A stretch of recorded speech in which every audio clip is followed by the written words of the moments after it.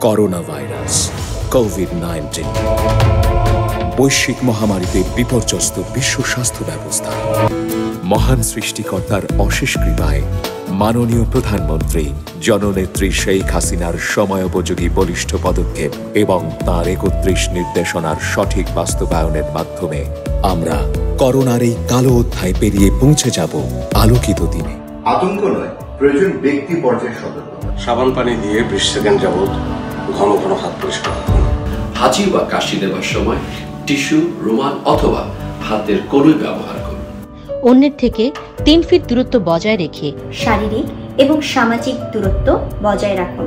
অপরিষ্কার হাতে নাক, মুখ কিংবা চোখ স্পর্শ করবেন না। হাত মেলাবেন না এবং কোলাকুলি করবেন না। প্রচুর পরিমাণে বিশুদ্ধ পানি ও লেবু পানি পান করুন।